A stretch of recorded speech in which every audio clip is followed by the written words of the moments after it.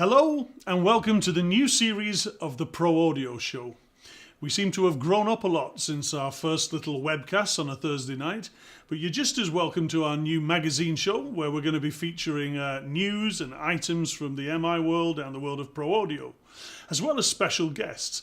And this week, to start us off, we have an old friend, a guy who was the first ever guest on our first ever webcast, so we thought it only fair to invite him back for our brand new series. So tonight we have Luke Edwards from Korg, who's going to be talking to you about the rather wonderful Korg Mini Log that was launched at NAMM this year. Throughout the programme, we're going to have our usual mix of things that should be of interest to you, but you should also look out for the code word. For those of you who aren't familiar with what happens with this, at some point you will see a code word, and if you were to email that code word back to us, you might find that we have some special prices that might find their way to you, and you'll see the email address for that code word coming across your screen at some point. But now, over to Tom for some news. Thanks, Steve. In the news this week, Focusrite released the new Red 4 Pre audio interface. I was lucky enough to go down to Tileyard Studios in London, home to Chasen Status, Subfocus and Pendulum, and I got to ask the UK marketing manager, Neil Johnston, exactly what it was all about. Hi, it's Neil Johnston from Focusrite, and we're here at Tileyard Studios to show you the brand new Focusrite Red 4 Pre. Red 4 Pre is a 58 input, 64 output audio interface, 4 digitally controlled Red Evolution mic pre's. We've included the air effects on this as well, which was very successful in the Claret range we just recently launched. Dual Thunderbolt interface, also has Pro Tools HD connectivity and Dante network connectivity as well. Bringing back all of the classic Red industrial design and bringing it all into a box which is due out at the end of March and with a price point of £2,099. Following on from what Neil said there, what's quite unique about this interface is the fact that it can combine Dante connectivity to Pro Tools HDX systems. So if you're using a Dante network and you've got a Pro Tools rig, sticking this box in the middle will make him talk to each other. It's also one of the first times that Dante connectivity has been brought into a native Thunderbolt 2 interface. So that's quite impressive feat all round. Also in the news this week, the Odyssey Sign headphones have started shipping. The Sign is the smallest ever planar magnetic headphone, following on from their likes of the LCD series and the EL8s. The Signs have fantastic transient response, as do all the planar headphones, and this really sets them aside, especially in such a small form factor, which is comparable to the Sennheiser HD25 or perhaps the Focal Spirit Pros. If you're lucky enough to be anywhere near our showroom in Bolton, you can try them out on the HTC Vive demo station, where not only can you try the headphones, but the Vive VR helmet and the Subpack M2, which of course is a personal transducer based subwoofer. Now the combination of all three adds to a very immersive experience, so if you are happening to pass Northern England, then please come in and have a go. Thanks for that, Tom. Later in the show, we have the guys from TMS talking to us about how they use the Universal Audio Apollo console. But right now, we're going to bring in our special guest. Now, later on, you'll have an opportunity to put questions to him in our chat room after the show. And so if you want to find that, nip along to the Scan Pro Audio page. You'll find a way in there, and all you have to do is register in the chat room, and then you can put your questions. But for now, we're very pleased to welcome Luke Edwards.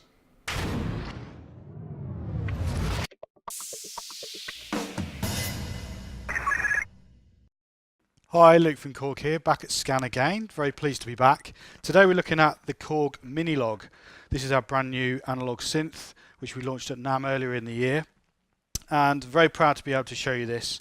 It's quite an exciting product for us for a few reasons. First of all, it's 4-part polyphonic analog. First time we've done that in our new analog regeneration, if you like.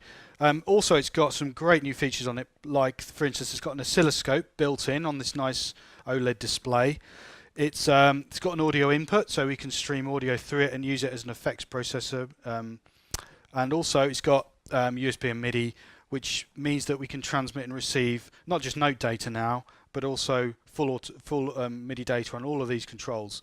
So we can use it as a controller if you want to. So it's 4-part polyphonic, as I said. You've got all these different voice modes, which we'll go through in a minute, to arrange those different voices. So looking at the oscilloscope, we can check out some of the different waveforms. So for instance, we've got a saw wave. We can quite clearly see there on the screen showing us a saw wave. We change the pitch. It'll change to reflect that. So you get some really nice visual feedback of what's going on with the wave. Same thing with a triangle and a square. So you can quite clearly see what the waveform is. Plus we've got this great new wave shaping technology on here, which we've introduced for the first time in our analog range, which means you can actually change the waveform. So if we're on a square wave, for example, we can introduce a different shape to the square wave called pulse width. Or if we're on something like a saw wave, it introduces more complex harmonics to give us a much more interesting waveform than just your standard kind of saw wave like that. Same thing with triangle wave.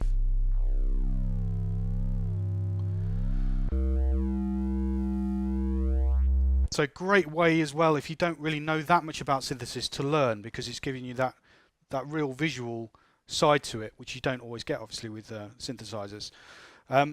So you've got your 2 oscillators, and then you've got your whole kind of signal flow laid nicely out in front of you. You've got a mixer, you've got your filter, you've got 2 envelopes with an LFO, you've got a delay built in. But where it comes into its own are these different voice modes. So you can choose here exactly how you want to arrange these 4 different notes. So in poly mode, we can play sounds like pads because we've now got 4 notes.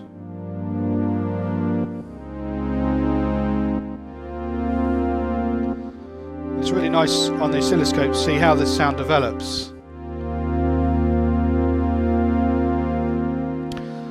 Tied into all these different modes of this knob here called voice mode depth. So that allows you to basically edit how these 4 notes are portrayed sonically. So for instance, on this one, it changes the inversion.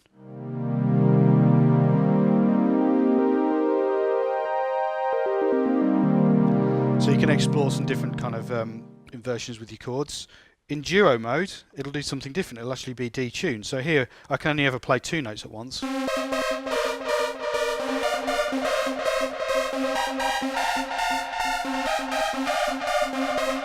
But I can detune it. So I can have a really mega detuned sound. Or sweep it back to something a bit more in tune. Same thing goes for unison. Unison is great for creating really fat basses and lead sounds.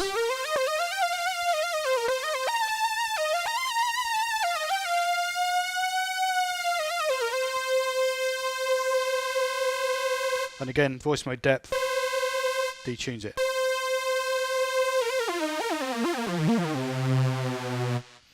In mono mode, it gives us access to a sub oscillator as well.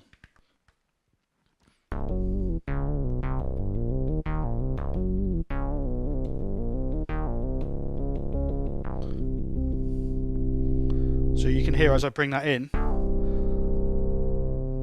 you can roll out the sub completely, or bring in the sub oscillator to give you that fatter bottom end. Chord mode's really cool. What that allows you to do is basically play a single key, and then it will play those 4 notes as a chord.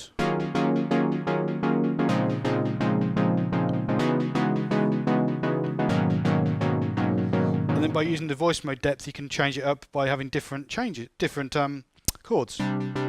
Fifths, minor, major, minor 7. You You can even change it on the fly if you want to.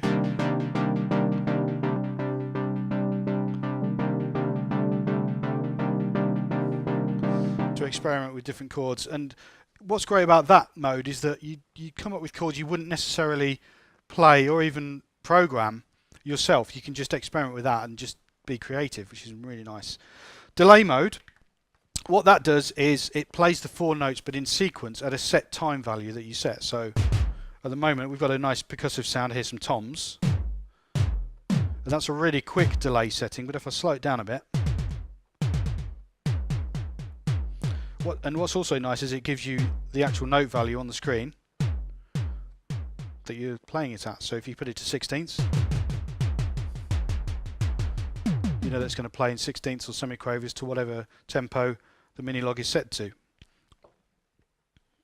You've got an arpeggiator, that's one of the modes. And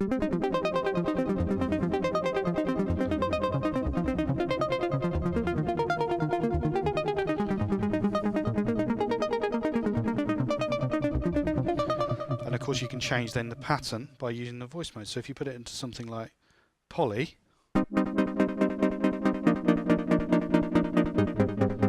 it just plays all of the notes in unison.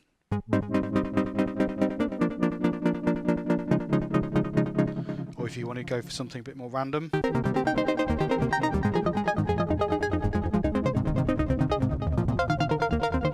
can do that.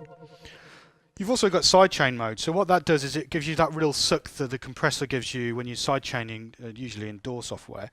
So, and you can replicate that here. So if I play a note and then play a second note or notes,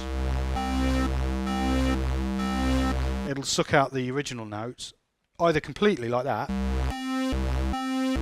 or like this. It'll leave a little bit left of the original note.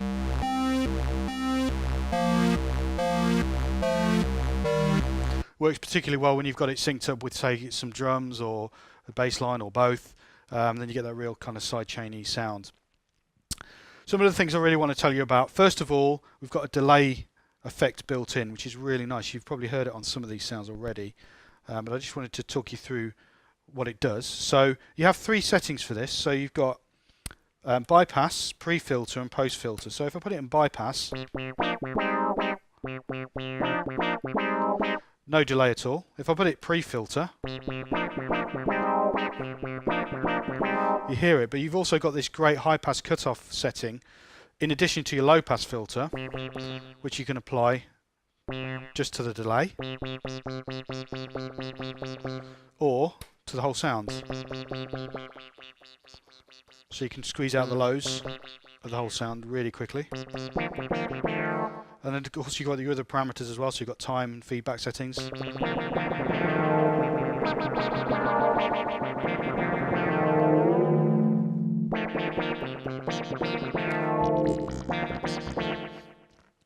Another really cool thing on the Mini Log is this. It's called a slider, or a pitch bend lever you'd normally call it. We've changed the angle of it, so it's a bit more ergonomic. You can actually play it with your thumb like that, or with your fingers like this, or just one finger. It's at a nice angle. But what's great about it is by default it will just be your regular kind of pitch bend.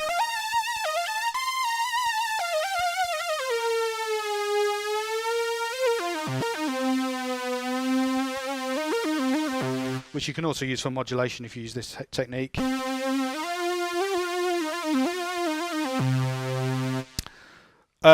So by default, a lot of the sounds, that'll be what it does, but you can actually reprogram it very easily by using the edit mode to change its function. So for instance, it could control your LFO. So I'll just give you an example of that. Here we go.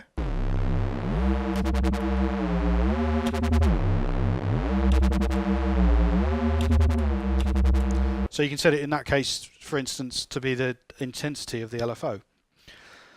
But it can be configured to anything. And what's great is when you save your sound, that also gets saved as well with all of your parameters. There's 100 users and 100 preset sounds, so 200 in total. You can overwrite all of them if you want to. But 100 blank spaces is a great kind of start to get you going for making your own sounds. Final thing really to talk about is the sequencer. It's got a sequencer built in, which is great and very easy to use. So I'm just going to show you how that works. So every single sound you come to will have a sequence ready to go. So if I press play,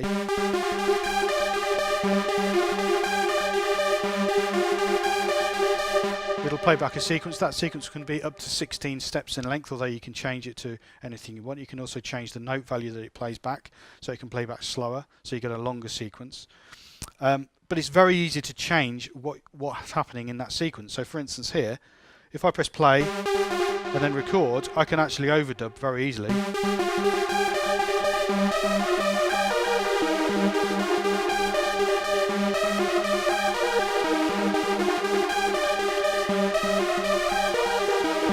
So it's dead easy to make your own patterns. You can actually do it in step time as well, just by using these buttons, and they can be steps 1 to 8 and then 9 to 16 as you see here.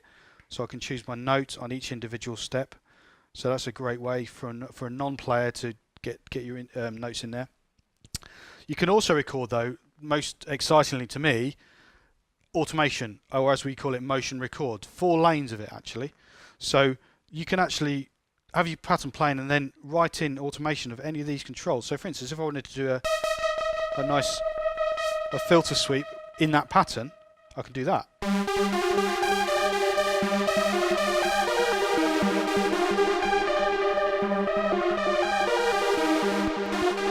Now it's recorded a filter.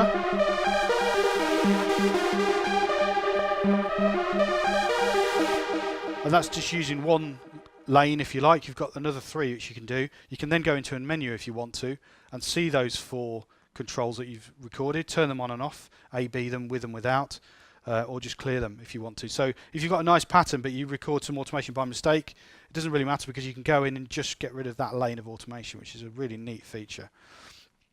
So that is the Mini Log. You've got great connectivity options as well. Headphone out. We've got a mono out, which we're using for this recording. You've also got an audio input, which I mentioned before, so you can stream anything through it. That could be your phone, it could be your laptop, it could be your computer, it could be literally any audio source. Stick it through, and then you've got access to all of these fabulous parameters that you can manipulate that audio with. Sync in and out, so that's for stuff like our Volcas, for example, or the ARP Odyssey, or the MS-20.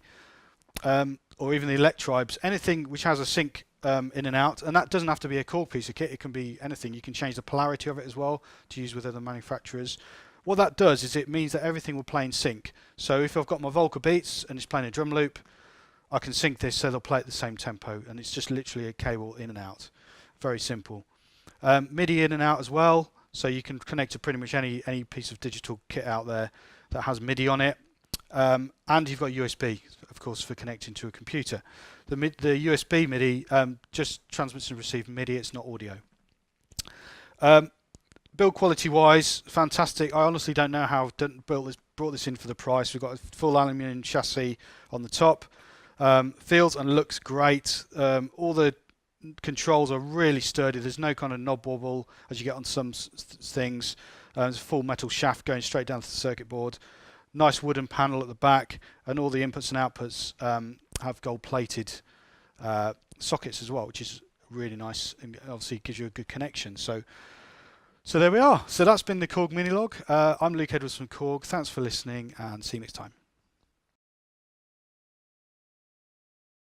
Earlier on this year, I travelled down to the studio of TMS Productions. They're probably the country's leading pop producers, having worked with the likes of One Direction, Professor Green, Emily Sandé, Little Mix. The list literally goes on, and so does their #1 UK singles. I managed to sit down with Ben from TMS, and he's taking us through how they use the UA Apollo console for all of their monitoring purposes. If you look closely in this film, you'll actually see all of the plugin settings that they are using. And of course, if you pause the video, you might be able to replicate in your own studio exactly the same monitoring setup that they have for all these A-list stars. So yeah, I thought I would just show you guys just kind of roughly how we use the console and how it helps us out. You can see here, the first thing to notice really is that we've got a hell of a lot of different presets that we use, and these are just made up, we make up new ones all the time, depending on the situations. Suddenly we'll have a choir in and we'll make a preset for choir, or we'll be recording acoustic guitar. We've got organs around the room, we've got pianos around the room, we've got different types of vocal setups that we use. I'll start with Vox Main. This is the sort of most important one. Obviously the first thing you guys will notice is that we are only really using one channel in the situation, which we've labelled Joy, which actually should be labelled U87. So there you go, changing a preset straight away. And there's two things that make this brilliant. First of all, it's obviously the plugins. So this is a classic chain for us. We have a 1176, a Poltec, and the 140 plate. And I mean, I will freeze for a second so you guys can steal our settings, but essentially, we use it as we've always used the real stuff. I mean, we never had a plate, and so this is just a massive bonus to be able to chuck a unbelievably good sounding plate like the 140 onto just a, just for them to track to is just unbelievable. We never actually record these settings as we're going in, but just for them to monitor with, approximately the kind of settings we're going to use is just fantastic. So you can see here, the classic kind of like 10 o'clock, 2 o'clock kind of smiley faced 1176 settings. We tend to use a ratio of 4. Occasionally with rappers we might go to 8. Pretty much all of, the entire time we've got attack somewhere over this side, we've got the release somewhere over here. And it's just a classic vocal sound. We make sure we're not going too crazy on the compression, but to be honest, because we're not recording it, it doesn't matter. And if people want more volume, we just crank it up here. And, it will eventually distort, but not before they lose their hearing. Poltec, we call these the perfect sound settings on the Poltec because our good friend Jay from Perfect Sound showed them to us. It's essentially just a small boost at about 8K with the bandwidth set somewhere between 0 and 5.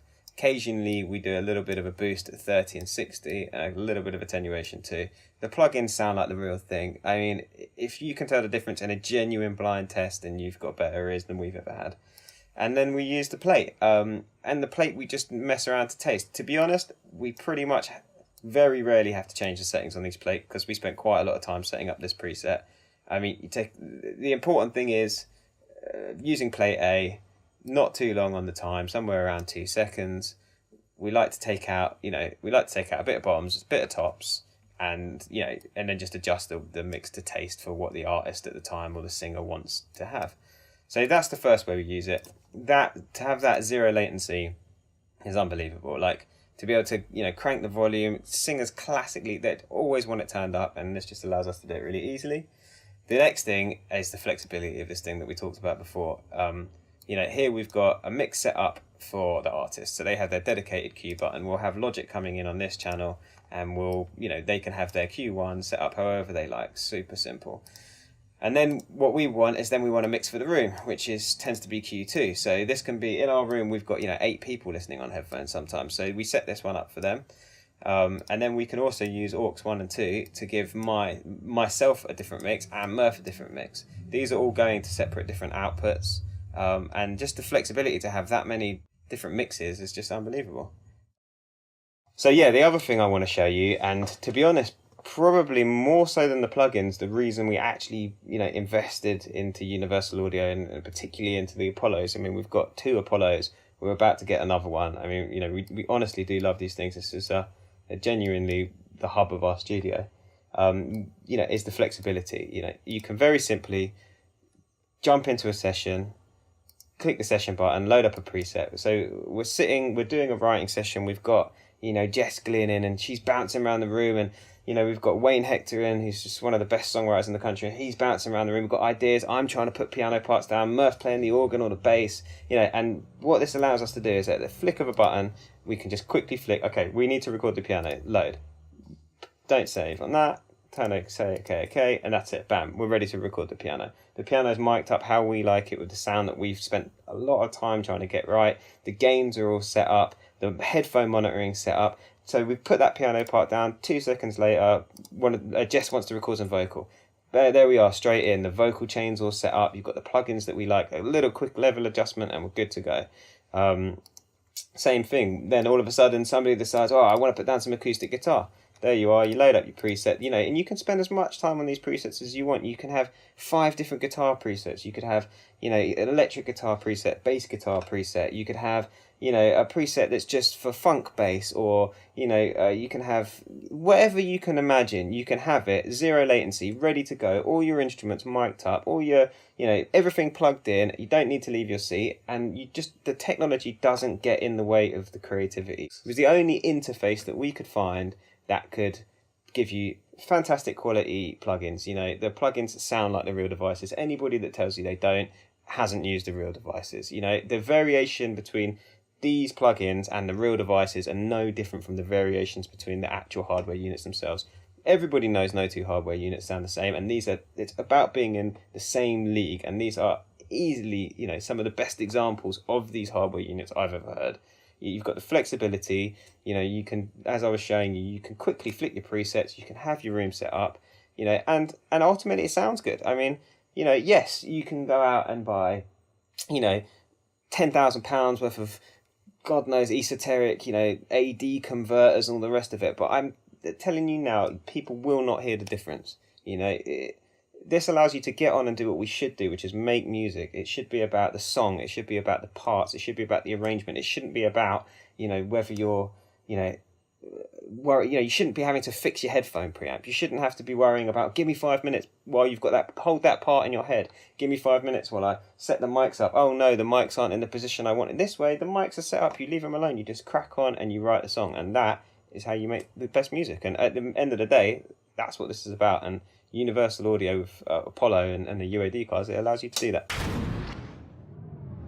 Thanks once again for that, Tom. All that remains for me to do is to remind you about the code word, which you will have seen flashing across your screens earlier. If you email that back to us, and as long as you're in the UK or the EU, you will get an email returned to you with some very special pricing. I want to thank Luke for coming along, and he's going to be with us after the show for the Q&A. And I want to thank you for watching, and hope that over the next few weeks and months you join us again. We've got some great gear, some great special guests. But for now, thank you. Bye-bye.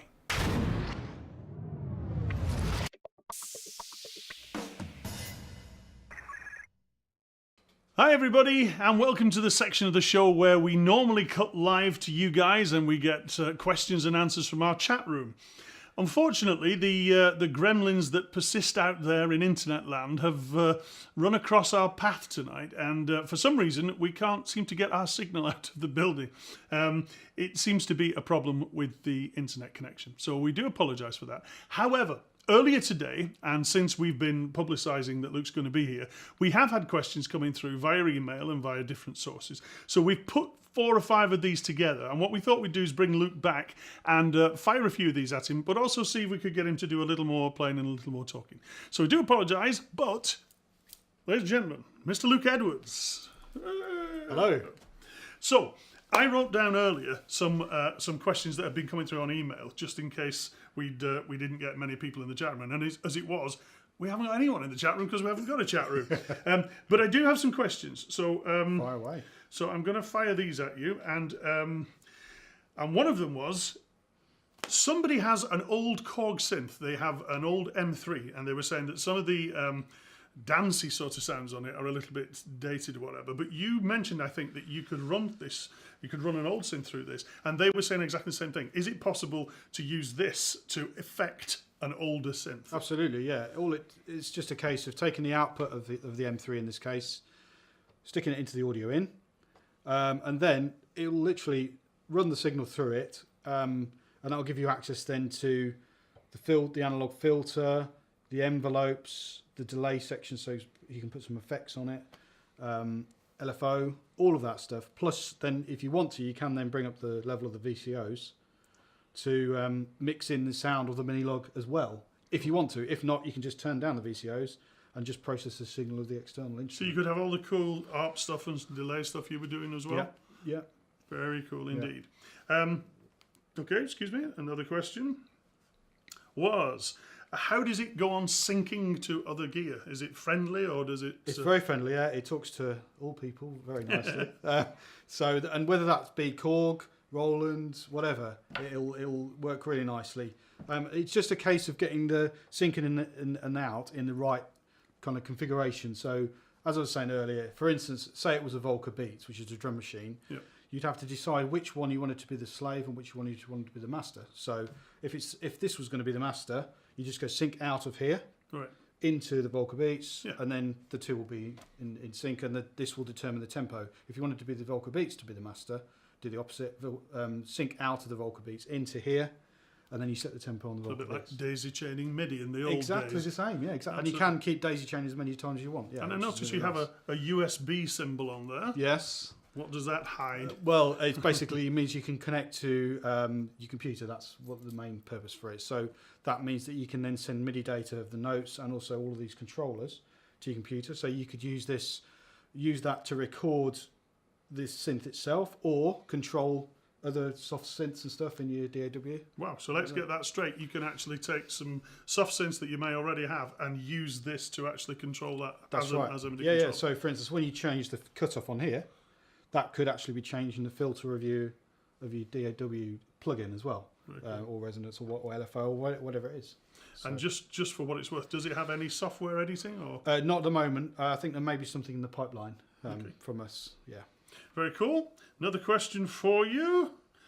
Any plans for a bigger key version? Nothing I can tell you about, but knowing Korg, I'm sure they've got something up their sleeve for the future. I mean, you're a player. You're not a programmer. You're a player. How do you find these sort of MIDI mini keys? yeah, it's a good question, because a lot of people see the spec and they see, mini keys or not 100% size keys, and they think, oh, maybe it's not for me. But actually, these are called, we call them slim keys, because they're actually 86% of the size. So they're not like on some mini synths like a Not micro tiny. Korg. They're not tiny. So I actually find it fine to play. The only difference mainly is when you're doing your spans, you tend to think you've got massive hands because you can span like you a can tenth, span an octave and a half. Yeah, exactly. But what you want, you can quite quickly, get over that and play away. Okay, well, someone was asking, I think we might have touched on this, but about connecting to a DAW. Will it connect to Yeah, most digital you audio could connect to workstations? anything. The only thing you have to do is install our USB driver, which is our generic USB driver for all of our gear. So if you've got more than one Korg piece of kit, that's nice, because you only have to have one driver installed and it will talk to all of our stuff. Install that first, hook it up via USB, and then this will show up as an input in your DAW, and then off you go. Very cool. Very easy. What else did we have? That was it. Someone asked, is it based on any preceding Korg synth? So is it sort of based on an MS-202? Or Yeah, is it? it's a good question. It's not actually. Have had this question before, and what's nice about the Mini Log is, although it comes it's kind of born out of this new analog rebirth, if you like, which we've made from the Monotrons to the Monotribe and the Volcas, and of course we've reissued the MS-20 and the ARP Odyssey. But actually, this is something new. It's not using that same technology. Right. There's elements of it, but sonically it's very different from all of those things. So it definitely has its own character. Very cool. We had another question, which was about Portamento. Yes.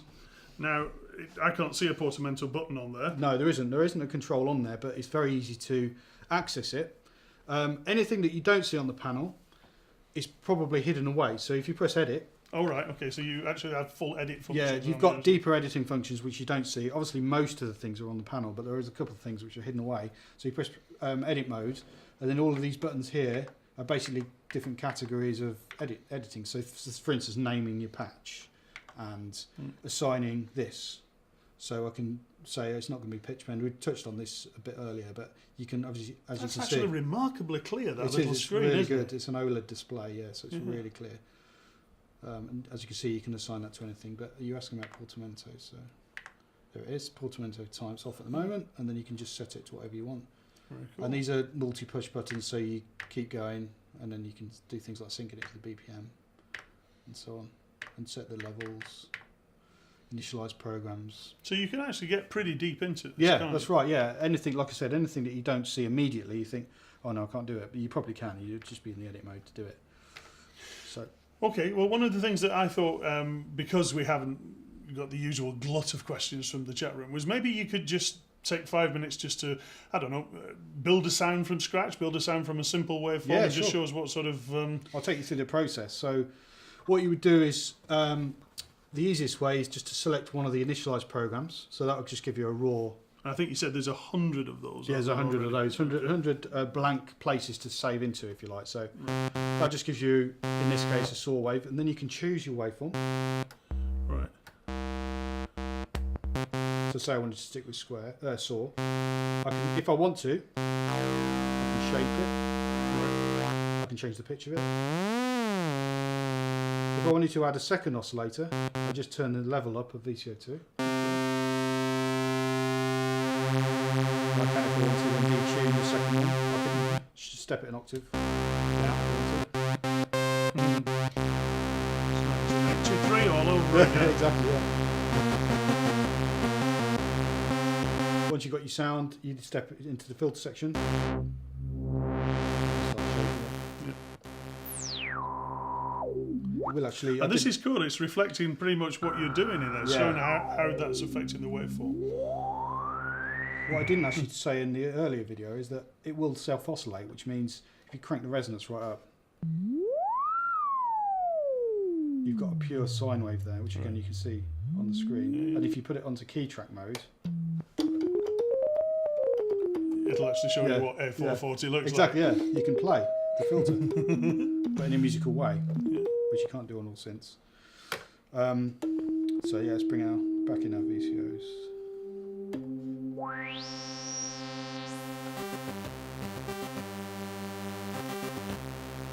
Then you got your envelope, so you can start shaping it, so you can have a softer attack if you want. Maybe a longer release. And of course here you decide how you want to play it. Do you want to, if you're in poly mode, yeah, which means you can play, if you want to do kind of more of a pad sound, you might have it in poly mode, or if you wanted to do just a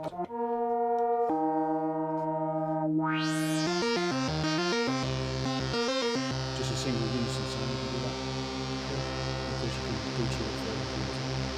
And you've got a whole bunch of effects there. You can put in the effects. If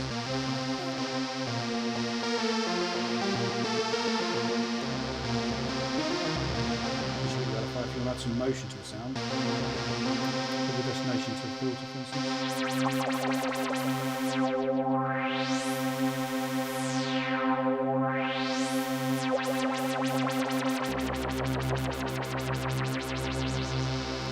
And the sequence is just a straight sort of 8 or 16 step sequence. Exactly, yeah. So we've got our sound. So if we wanted to make a sequence out of that, there won't be one in there at the moment because we've got an initialised sound. And this one's patched.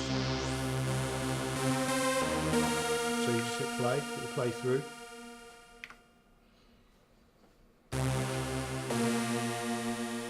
So 16 steps.